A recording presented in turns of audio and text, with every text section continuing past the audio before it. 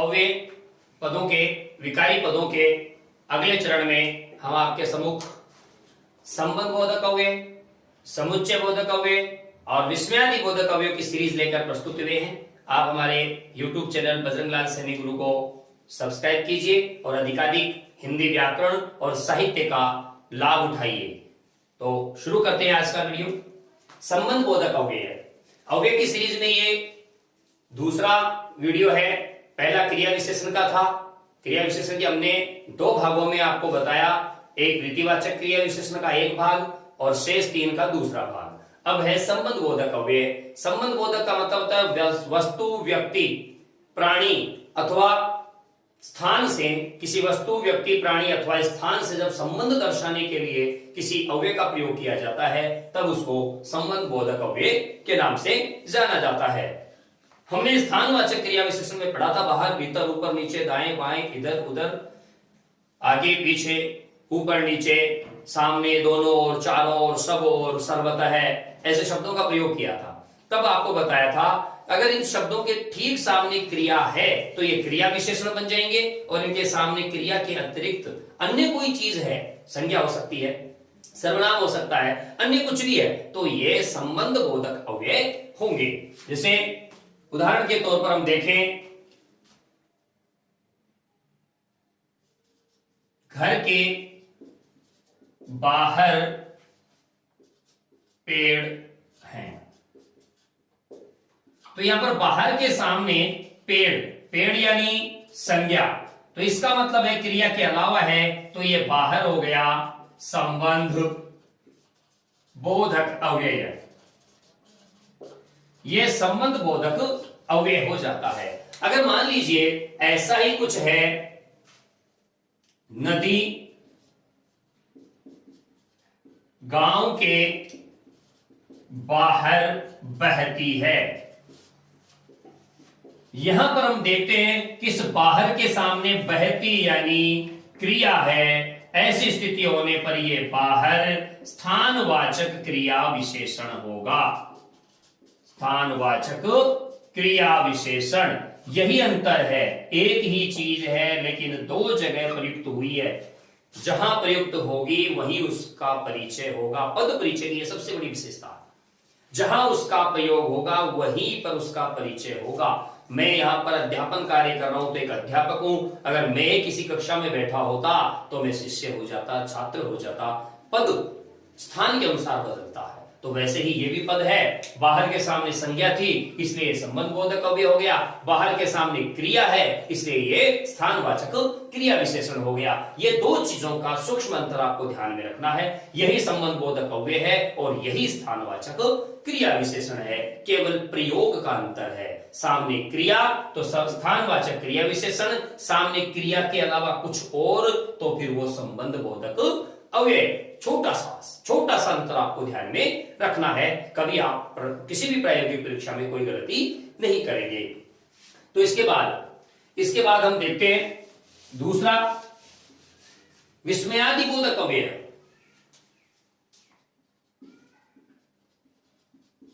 विस्मयादि बोधक अव्यय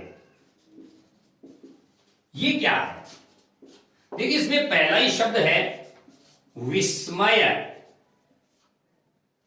और आदि। आदि का मतलब होता है विस्मय, पहला अक्षर है, पहला शब्द है। इसके जैसे बहुत सारे हैं, वो बहुत सारे कौन से हैं उनकी हम चर्चा करेंगे। विस्मय, हर्ष, शोक, पीड़ा, कष्ट, घृणा, प्रेम, आशीर्वचन, संबोधन आदि भावों को व्यक्त करने के लिए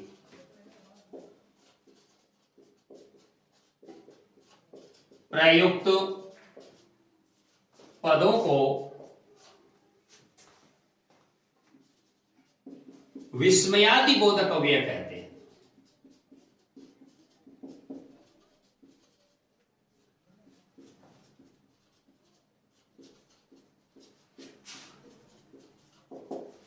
ध्यान रखना हमें, बहुत सारे हैं, क्योंकि मानसिक भावों की कोई गणना नहीं है, इनकी संख्या अनंत मानी गई है। आचार्य रामचंद्र शुक्ल ने भी कहा है कि जो मन के भाव हैं वो अनंत हैं, लेकिन उन्होंने कुछ भागों में उनको बांटा है, भय और आनंद, दुख और आनंद नाम से उन्होंने दो मनोविकार के ग्रुप बना लिए हैं। तो विस्मय, विस्मय का मतलब होता है आश्चर्य, हर्ष का मतलब होता है प्रसन्नता, आनंद, शोक, किसी अपने की कोई अहित हो जाए उस स्थिति में जो मानसिक पीड़ा होती है उसको शोक कहते हैं। पीड़ा शारीरिक है, कष्ट, घृणा, प्रेम, आशीर्वचन, किसी को हम शाबाशी के रूप में कुछ दो बात कहना चाहते हैं, संबोधन, किसी को पुकारते हैं, इन सब चीजों का को प्रकट करने के लिए जब कोई शब्दावली विशेष का प्रयोग किया जाता है, उस शब्दावली विशेष को हम विस्मयादि बोधक अव्यय कहते हैं। ये कौन कौन से हो सकते हैं ये हम ध्यान दें, जैसे हे, अरे, ओ, ए, उफ, आ है, ओ है, आहा, हाय, हे ईश्वर, वाह, ओहो, ऐ,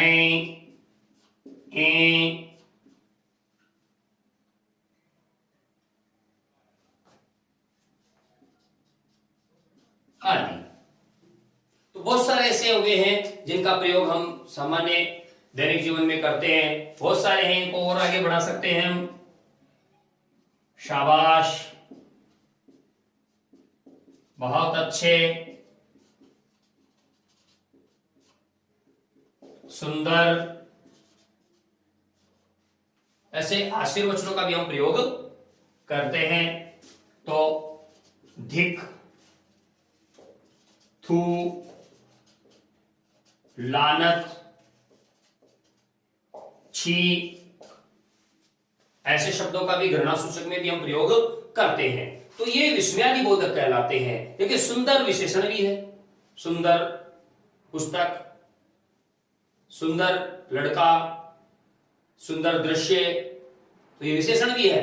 इनका प्रयोग कहां पर किया जा रहा है? जैसे सुंदर की बात करते हैं हम, जैसे अति सुंदर,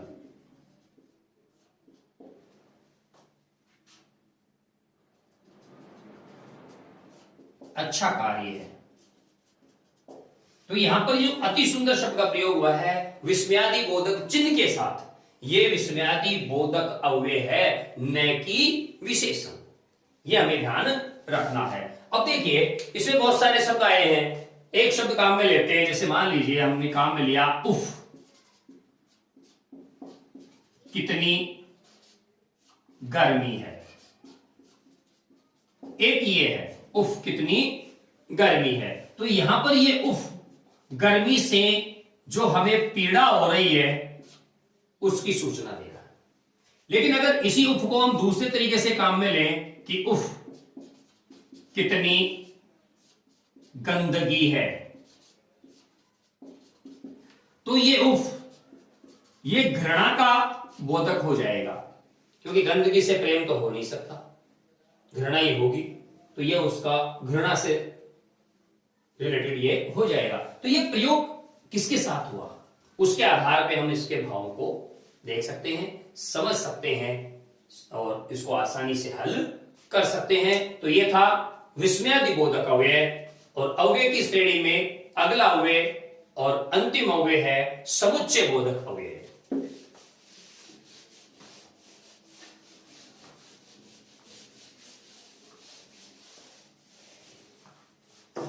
समुच्चय बोधक अव्यय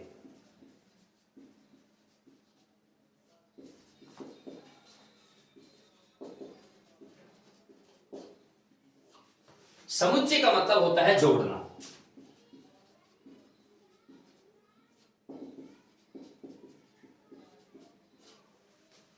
तो समुच्चय इसमें वाक्यों अथवा शब्दों को जोड़ने अथवा पृथक करने के लिए प्रयुक्त अव्यय समुच्चय बोधक अव्यय कहलाते हैं।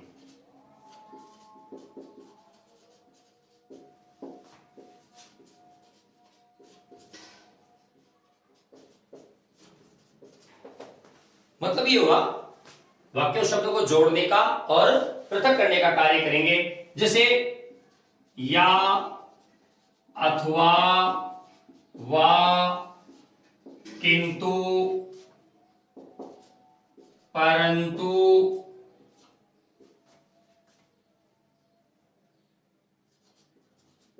यद्यपि, तथापि, और, वै, तथा, एवं,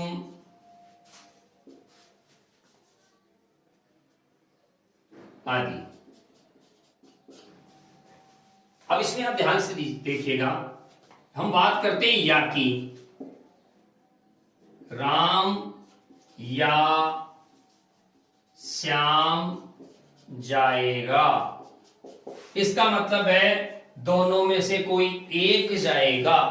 और जब इसने दोनों में से किसी एक का चुनाव करना है हमें, तो ये हो गया विकल्पक, यानी इसने विकल्प दिया हमें, इसने हमें विकल्प दिया है, ये हो गया वियोजक, क्योंकि इसने राम और श्याम में से किसी एक को चुनने के लिए हमें कहा है। अब इसी वाक्य को थोड़ा अलग तरीके से लिखते हैं, राम और श्याम जाएंगे। तो इसका मतलब ये हुआ कि यहां दोनों जाएंगे, तो ये एक जोड़ने का काम कर रहा है और एक पृथक करने का काम कर रहा है। तो हमें इस बात का ध्यान रखना है कि कौन सा जोड़ने का काम कर रहा है और कौन सा पृथक करने का काम कर रहा है। इन्हें योजक भी कहते हैं, इनको योजक भी कहा जाता है, इनको योजक भी कहा जाता है। कुछ योजक समूह के साथ आते हैं, युगल योजक होते हैं, जैसे यद्यपि और तथापि। अगर वाक्य के आरंभ में यद्यपि है तो आप मानकर चलिए वाक्य के मध्य में आपको तथापि मिलेगा। यद्यपि मैंने उसे बहुत समझाया, तथापि वह किसी की सुनता कब है। तो यद्यपि और तथापि दोनों का एक साथ प्रयोग किया जाता है। यदि तो मेहनत करते तो आज ये दिन देखने नहीं पड़ते। तो ऐसे कुछ युगल होते हैं, युग्म रूप में भी होते हैं और कुछ स्वतंत्र रूप में भी प्रयुक्त होते हैं। कुछ शब्दों को पृथक करते हैं, कुछ वाक्यों को पृथक करते हैं, कुछ शब्दों को जोड़ते हैं, कुछ वाक्यों को जोड़ते हैं। तो इस प्रकार से अव्यय यानी अविकारी पदों का ये चरण जो था हमारा पाठ, ये समाप्त होता है। आप हमें अपना स्नेह यूं ही देते रहें और हमारे चैनल बजरंगलाल सैनी गुरु को सब्सक्राइब अवश्य करें। हम अगला वीडियो जल्दी ही लेकर आपके समक्ष हाजिर होंगे। तब तक के लिए नमस्कार, जय हिंद।